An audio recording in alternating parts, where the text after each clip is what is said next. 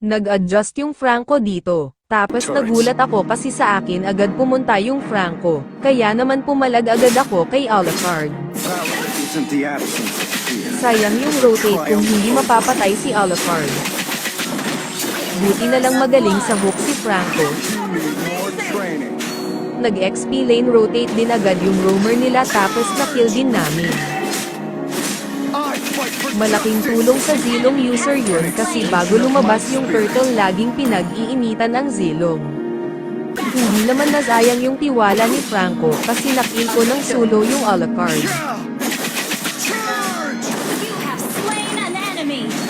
After makakill kunin lahat ng dapat kunin na objectives, kung di ako level 4 baka naluso na ako sa flash na ito.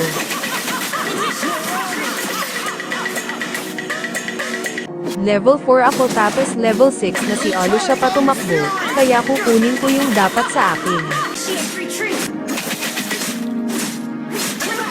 Andito na naman silang lahat sa XP lane, nasaan na ba core namin?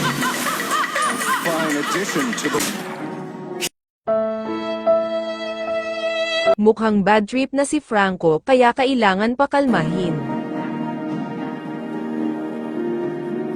Kung di maaasahan core namin kailangan kung dumiskarte, pumitas kahit pa isa-isa. Nakuha nila turtle goods talaga si Boss Franco.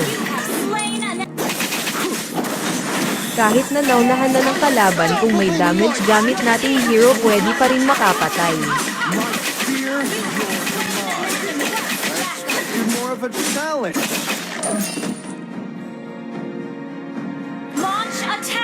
Iba rin talaga pag mahusay ang tank kaya niyang magdala ng laro.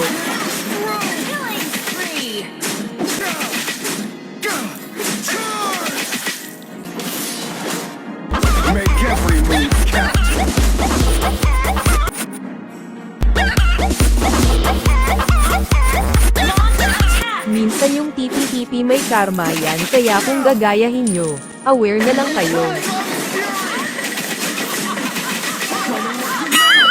Diba ang bilis ng karma? Dapat hindi pa rin magpabaya sa gold kasi di pa naman late game. Advantage lagi yung ahead sa gold.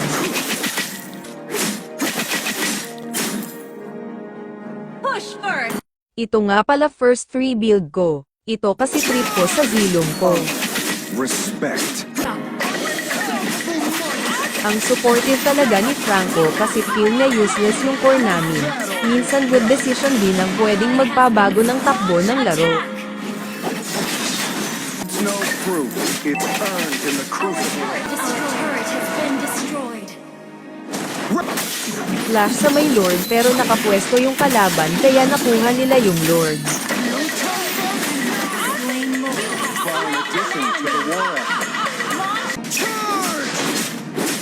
Tamang kuha lang ng objectives nang mapadaan si Martes level 13 na yun pero kinaya pa rin ang ambush. Sa pang-apat na build ko critical ang trip ko. Ang hilig ko sa critical kasi wala naman makunat sa kalaban.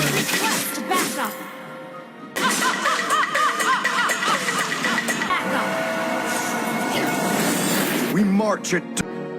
I wield my speed. Charge! Pag may pagkakataon syempre push din. Tamang basag ng tore kaso napasubra ang tapang pero sa huli tatakbo rin naman. Huwag ganun. May kasabihan sa ML pag nagigipit sa Lord kumakapit.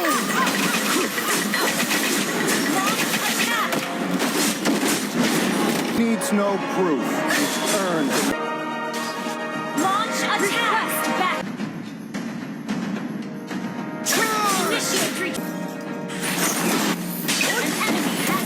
Dapat naka-immortality pero wala pa akong extra gold kaya hirap pumasok sa main base ang Zilong.